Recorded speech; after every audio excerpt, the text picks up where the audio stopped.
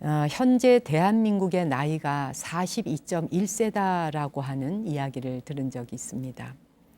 사람만 나이가 있는 것이 아니라 그 나라 국가도 구성원들의 평균 연령에 따라서 나이를 매길 수 있다는 겁니다. 여러분은 이 내용을 알고 계셨나요? 우리나라의 나이가 어느새 42.1세가 되었으니까 42살이면 중년이 된 것이죠. 이 숫자는 2018년에 주민등록 인구 통계를 기준으로 산정을 했다니까 한국인의 평균 연령이 그렇다는 거죠. 이제 이런 나이를 추정하고 측정할 수 있는 것은 통계를 내서 그 통계를 통해서 국가의 이제 나이를 측정을 한다고 합니다.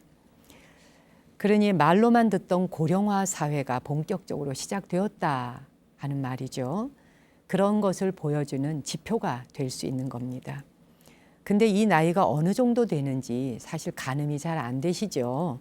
지금 우리나라의 나이를 10년 전과 비교해 본다면 쉽게 이해를 하실 수 있을 텐데 10년 전보다 지금은 한 5살 정도 더 나이가 많아졌다고 해요. 한 70여 년 전, 그러니까 한 6.25로 우리나라가 분단되었을 때를 비교해 본다면 그때는 북한과 남한이 똑같이 19살이었다고 합니다. 정말 새파란 청춘인 거죠.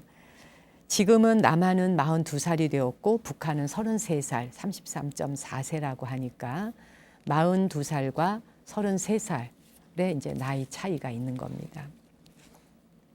그러니까 우리나라만 그동안 이렇게 급격하게 노화를 겪고 있는 거죠.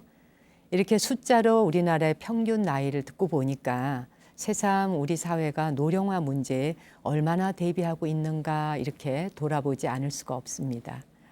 최근 우리 사회에서 치매 노인을 돌보다가 경제적인 이유로 환자를 해친다거나 또 반대로 치매 노인이 돌보는 사람을 해치는 간병 살인이나 이런 것들이 꾸준히 늘어나고 있는 것만 보더라도요.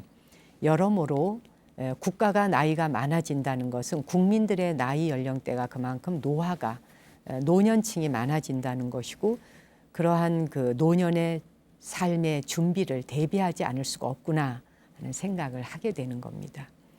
근데 이 노령화 문제는 사회뿐만 아니라 우리 승가에서도 함께 고민해야 할 그런 숙제 중에 하나가 되었습니다. 노스님들의 노후 문제라든가 질병을 치료하는 승가의 그 치료 문제, 또 수행자로서 여법하게 마지막 생을 보낼 수 있도록 하는 방안, 이런 게 아직까지 이렇다 할 뚜렷한 대안이 없는 겁니다. 나름대로 준비를 하고 있고 또 나름대로 시스템도 만들고 그걸 통해서 좀 스님들에게 이렇게 영향력을 주기도 합니다마는 말하자면 어떤 시설을 통해서 일부 어떤 스님들에게 혜택을 받는 것이 노령화되어가는 승가 복지를 해결하는 것이 아니라 아예 시스템으로 구축해서 전체 승가, 지금의 젊은 세대 스님들도 이제 20년, 30년 되면 금방 또 노령화로 들어오지 않습니까? 그러니까 이제 벌써 미래를 내다보고 100년 대계, 200년 대계를 앞서 세워가야 하는 것이죠. 지금 당장 우리가 어떤 복지센터가 있다, 시설물이 있다, 그걸 운영하고 있다. 이 차원 가지고는 전혀 해결되지 않는 것이고 또 여기서 노령화 문제는 그런 걸로써 단일화되어진 것으로서 해결될 일도 아닌 것입니다. 결국 노령화 문제라는 것은 이제 인식의 전환이 있어야 되는 건데 인식 자체를 바꾸지 않고서는 이걸 해결하기란 주먹구구식이 될 가능성이 있고요. 또 뭐랄까요? 그냥 그 일부분, 지역별로 하나만 해결하는 것이 될 수 있을 거예요. 문득 제가 언젠가 읽었었던 미국의 농학자인 조지 워싱턴 카바가 그런 말을 한 적이 있거든요.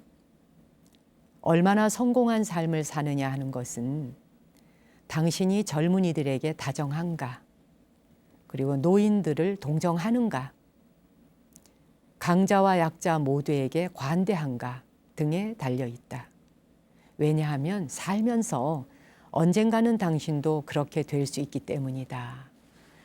국가가 나이가 들기 시작하고 노령화로 가고 있다, 노령화 사회로 간다는 이 말을 듣기 거북해서는 안 된다는 말이죠.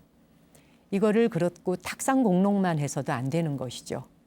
아주 본질적으로 국민의 모든 그 관심사로 끌어올려서 탁상 위로 올려놓고 수면 위로 올려서 근본적으로 하나하나 이제 대책 마련이 필요한 거 아니겠습니까? 또 가능한 일이고요. 우린 그렇게 길을 걸어왔으니까요. 아마 지금의 추세로 이렇게 의학이 발달한다면 그 100살도 그냥 뭐 어린아이 수준일 수 있는 거죠. 200살, 300살을 거뜬히 살 수도 있다는 거예요. 사람의 목숨이 원래 100살 살도록 만들어진 게 아니래요. 그건 우리가 한 생각을 바꾸고 우리의 삶의 태도가 바뀌고 우리의 모든 그 삶의 질이 달라진다면 몇백 살을 사는 것은 큰 문제가 아니라는 겁니다. 끔찍하다 이럴지 모르지만 그게 정상이랍니다. 그렇게 인간의 세포는 우리가 어떻게 관리하고 어떤 생각을 하느냐에 따라서 충분히 장수할 수 있었는 것인데 이 삶을 단축시켜 온 것이 인간의 욕망 때문이라는 그런 자료를 본 적이 있는데 나름대로 공감이 가더라고요. 그렇죠. 우리가 병을 만들 일이 없어지면 우리 삶이 얼마나 또 그 장수할 수 있겠습니까? 노령 인구가 늘어난다는 것은 인간의 삶의 질이 바뀌고 있다라는 이야기이기도 한 겁니다. 그러니 노인이 되어가는 걸 자꾸 한탄만 할 것이 아니라 나이 들어간다 노래할 것이 아니라 그냥 올해는 몇 살 그냥 한 해씩 나이가 불어갈 뿐인데 얼마만큼 내가 탐욕심과 성내는 마음과 어리석은 마음을 조절하고 그거를 줄이고 없애면서 내 삶을 온전하게 살 수 있을 것인가. 아마도 우리가 앞으로 가야 될 미래 시간과 미래의 세대는 그런 것을 고민하고 그런 삶의 시스템을 구축해야 할 것이다.